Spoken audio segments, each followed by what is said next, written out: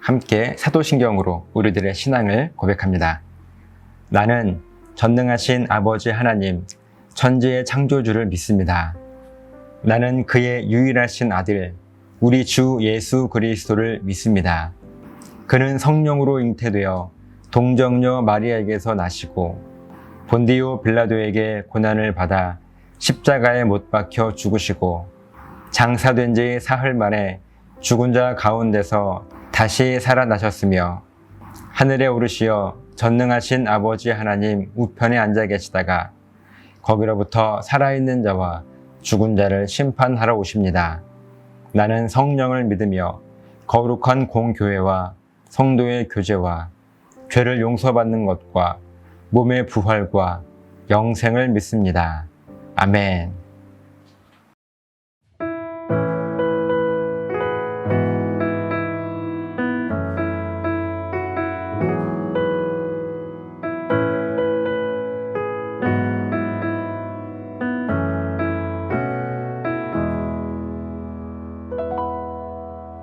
내가 주 예수께 받은 사명 모두 마치고 나의 달려갈 길을 다하여도 내가 주 위한 곳에 남보다 더하였어도 나의 마지막 고백 난 무익한 종입니다. 내가 10번을 산다 해도 천년을 수고하여도 눈물이 내 앞을 매일 가려도 모두 날 떠나가도 주 위에 내 모든 것 버려도 나의 마지막 고백 난 무익한 종입니다. 나는 무익한 종입니다. 주님만 높임 받으소서. 나는 무익한 종입니다. 아버지 사랑합니다. 나는 무익한 종입니다. 주님만 높임 받으소서. 나는 무익한 종입니다. 아버지 사랑합니다.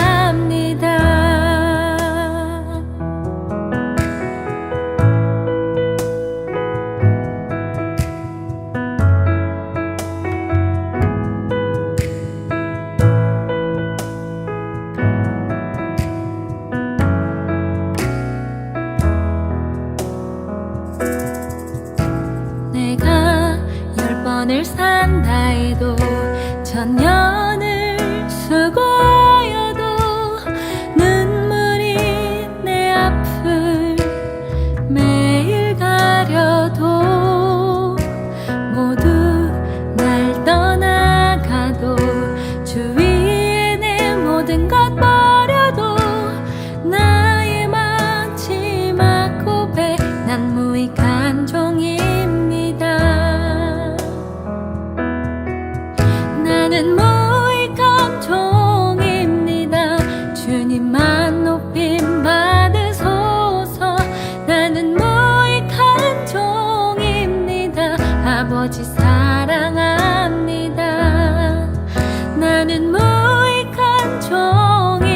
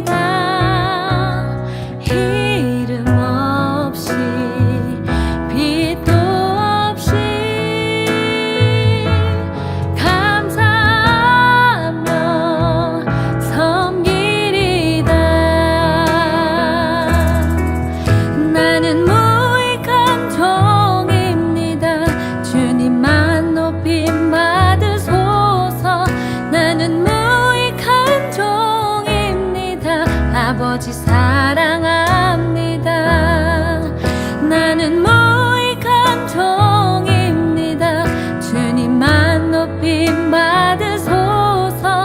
나는 무익한 종입니다. 아버지 사랑합니다. 아버지 사랑합니다.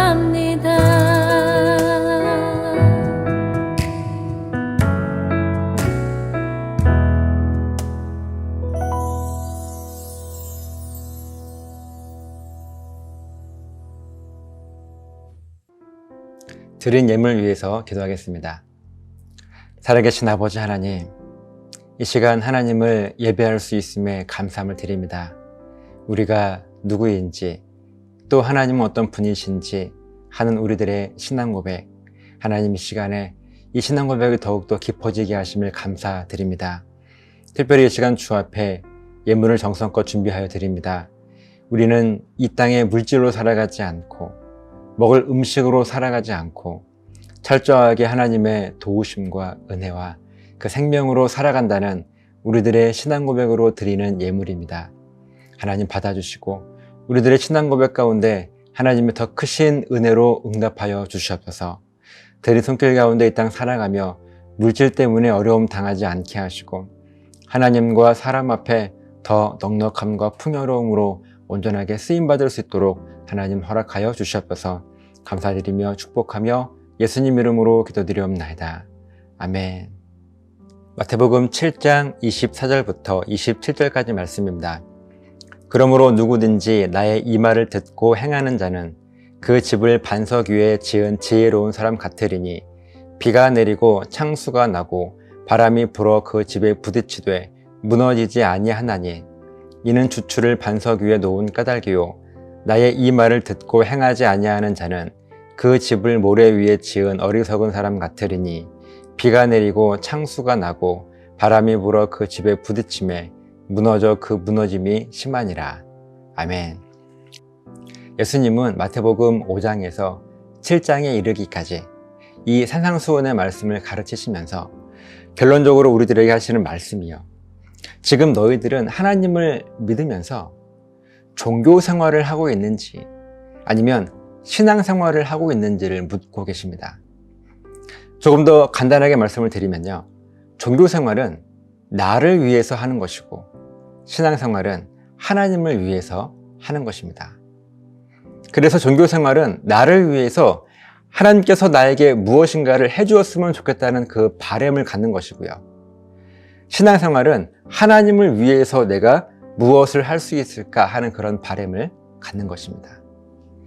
예수님은 율법과 선지자를 폐하러 오신 것이 아니라 오히려 이것을 완성하기 위해 오셨다고 산상수훈의 말씀 속에서 분명하게 밝히고 계십니다.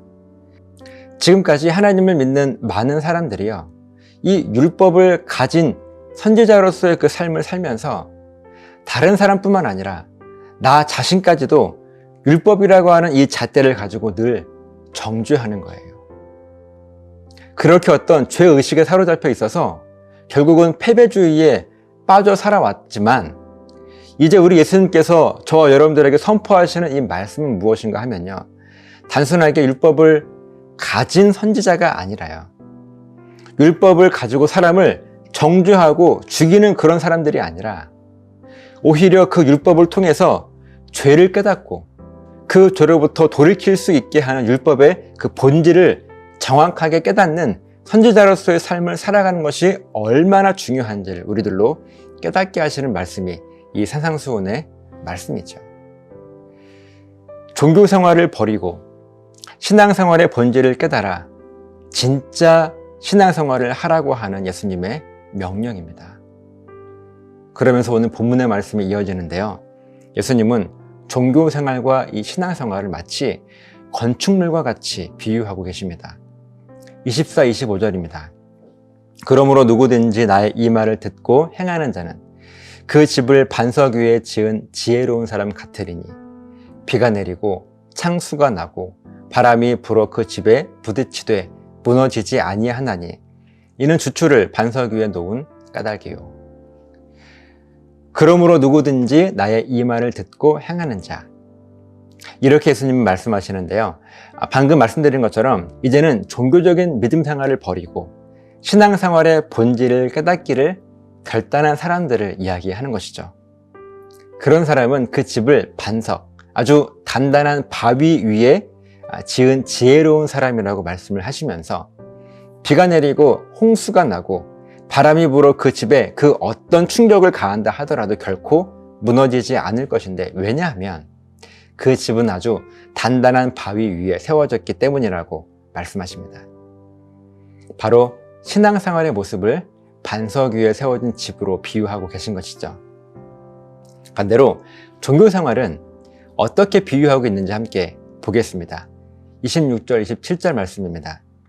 나의 이 말을 듣고 행하지 아니하는 자는 그 집을 모래 위에 지은 어리석은 사람 같으리니 비가 내리고 창수가 나고 바람이 불어 그 집에 부딪힘에 무너져 그 무너짐이 심하니라. 예수님께서 분명하게 종교 생활을 버리고 신앙 생활을 해야 한다고 말씀하셨는데요. 그 명령에 순종하지 않는 사람은 그 집을 모래 위에 지은 어리석은 사람과 같다고 말씀하십니다.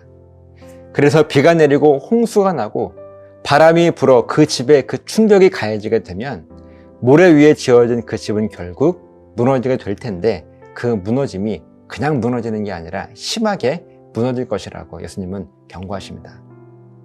매일 신앙 고백하며 하나님을 예배하시는 여러분, 여러분들이 하나님을 믿는 여러분의 믿음 생활은 신앙 생활이십니까? 종교 생활이십니까?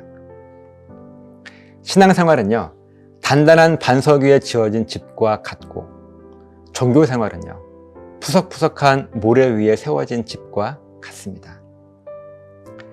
우리들이 너무나 잘 알고 있는 말씀이고, 이 비유는요, 사상누각이라고 하는 사자성어를 통해서도 우리들은 익히 그 의미를 잘 알고 있습니다.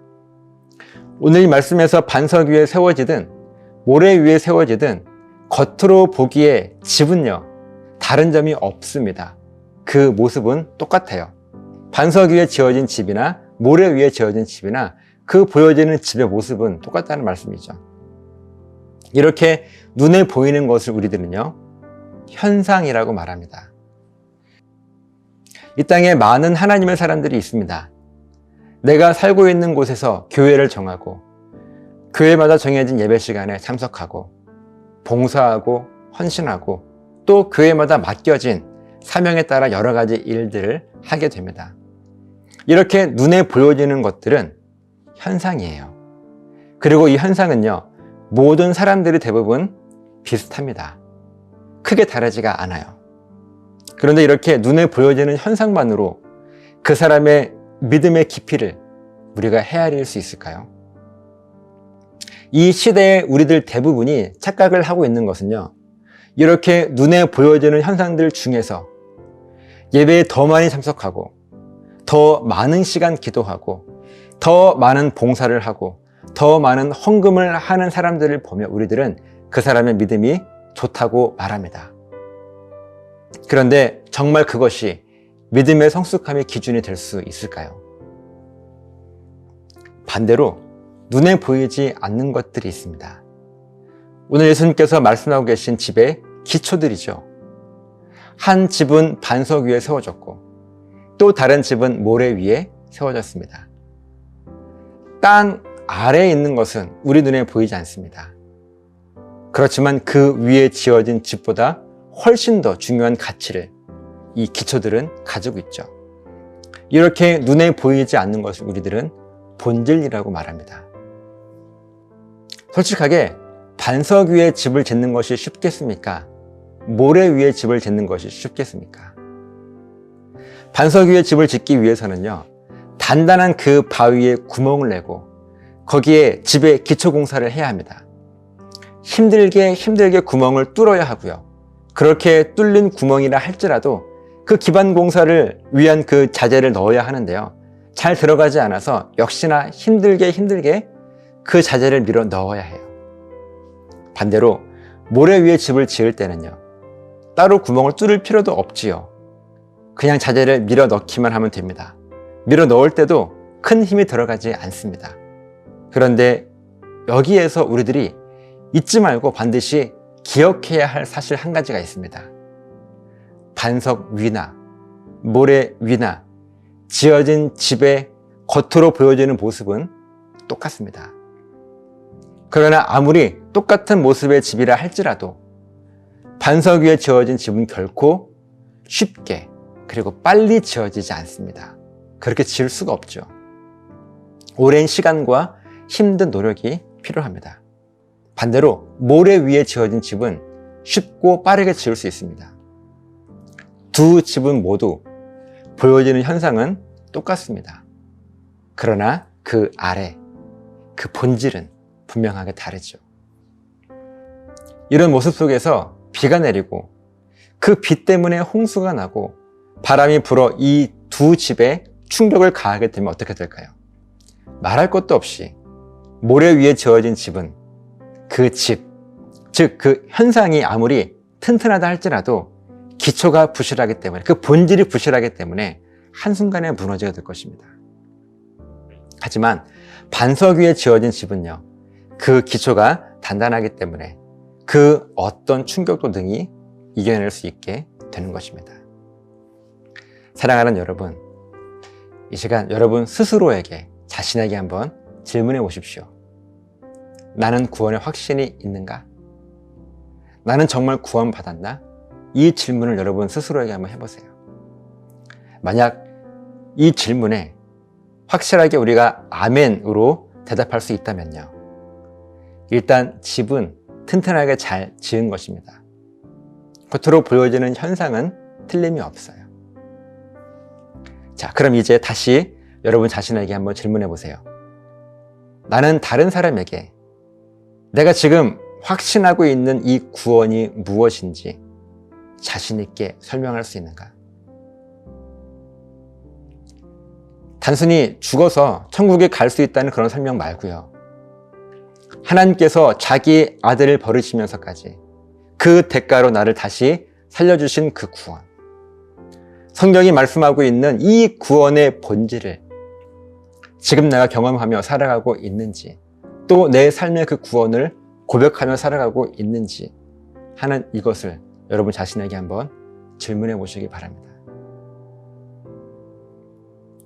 이 질문은요, 여러분의 믿음이 반석 위에 세워져 있는가, 아니면 모래 위에 세워져 있는가 하는 것을 묻는 물음이 될 것입니다. 그리고 이 질문에 대해서 확실한 답을 고백하지 못한다면 어쩌면 나의 믿음은 모래 위에 세워져 있는지도 모릅니다. 왜냐하면 이 질문에 대한 답이요, 바로 신앙생활의 본질에 대한 나의 고백이 될 수밖에 없기 때문에 그렇습니다. 저와 여러분들이요, 예수님께서 오늘 여러분들의 심령 속에 묻고 계신 것처럼 이 질문을 깊이 묵상하시면서 너는 종교 생활을 하고 있는지, 신앙 생활을 하고 있는지, 너의 믿음은 현상에 집중하고 있는지, 본질에 집중하고 있는지를 물으실 때 이 질문에 대한 답을 진지하게 고민해 볼 수 있는 그런 복된 고민이 저 여러분들의 삶 가운데 가득하시기를 예수님의 이름으로 간절하게 부탁을 드립니다. 기도하시겠습니다. 지금은 우리를 죄에서 구원하시기 위하여 십자가에 죽으시고 부활하신 예수 그리스도의 은혜와 아버지 하나님의 크신 사랑하심과 성령님의 도우시는 놀라우신 은혜가 이 시간 이 말씀 앞에 결단하며, 하나님, 저는 이제 종교 생활을 버리고 신앙생활의 본질을 깨닫고 회복하는 그 일에 집중하겠습니다. 비록 시간이 걸리고 우리들의 노력이 걸리고 내 것을 포기하고 내려놓아야 한다 할지라도 내가 그 일에 나의 모든 것들을 걸기를 작정하고 결단한 사랑 성도들 머리머리 위에, 저들의 가정과 사업장과 직장과 몸된 교회 위에 이제로부터 영원토록 함께 있을지어다. 아멘.